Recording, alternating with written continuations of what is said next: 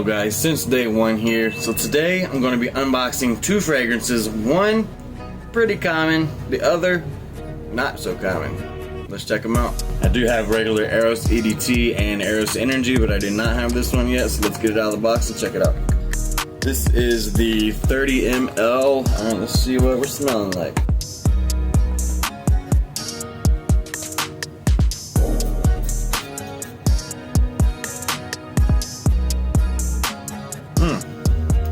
Definitely has that Eros DNA. It's a bit spicier. I like that a lot. Still heavy on the vanilla. Definitely has that regular Eros DNA, but this is more winter appropriate, I'd say. That is a gorgeous red bottle. I love that look. As that starts to settle after a few seconds, I'm definitely picking up a lot of citrus. That vanilla still in the background, but yeah, that citrus really kicks in pretty hard after about 30 seconds. It's really nice. This is very sweet as well, but I'm starting to pick up some of that pepper and some of those florals in the mid. This is actually very, very nicely blended. Yeah, the pepper in this definitely gives us a lot more depth than your regular Eros. Man, the citrus in this is amazing. You know when you're like peeling open an orange and you get that little spritz, that initial burst of just orange straight to the face? That's exactly what this smells like. This is a very photorealistic orange. I've never smelled a Chinoto orange, but I'm guessing this is what it smells like, because this is a very, very bright citrus. But I'm gonna let this dry down for a little bit and come back and see what it smells like then. Okay, so I let this dry down for a bit. I definitely pick up a little bit of the patchouli, but I'm not picking up a whole lot of oak moss. I think I get a little bit of the green in the background, just a tad bit, but I wouldn't say it gives off like a strong oak moss type of scent.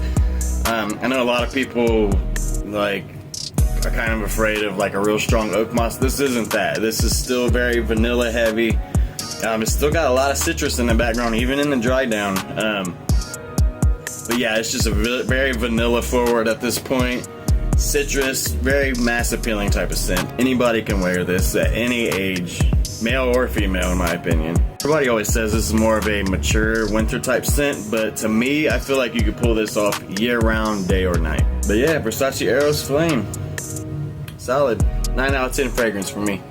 Alright, now this second fragrance. This is something that I've only heard one person review, and of course that was Gents Scents, because he has everything and has put his nose on everything at one point. But let's get it open and see what we're working with.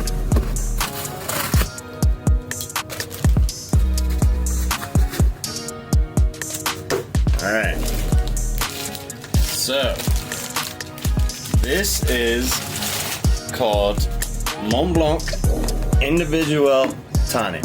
I can't wait to get this out. This is a gorgeous bottle.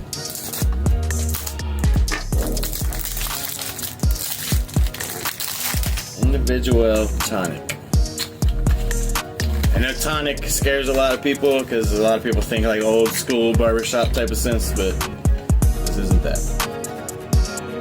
Oh wow, look at that. Look at that bottle. Gorgeous green emerald bottle. Alright, let's get this on a tester strip. You can already tell this thing is going to be a fingerprint magnet.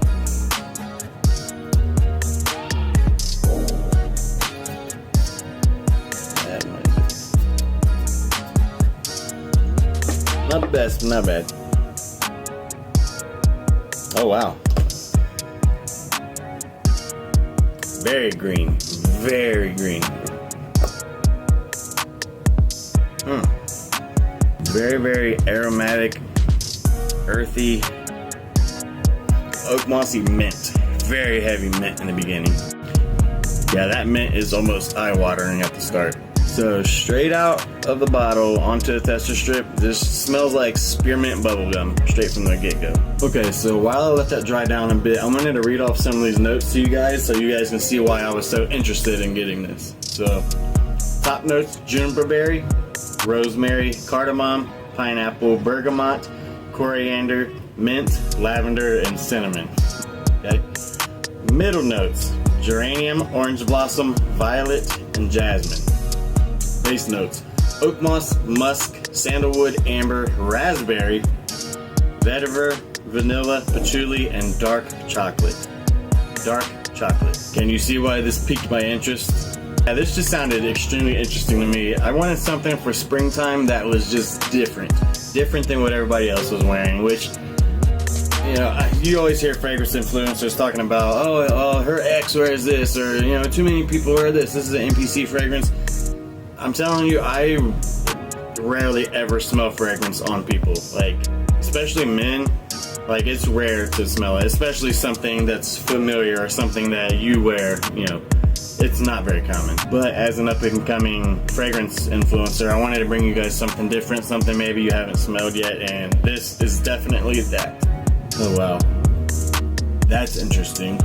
So, as this has dried down a little bit, that raspberry has started to sneak out alongside of that very heavy mint.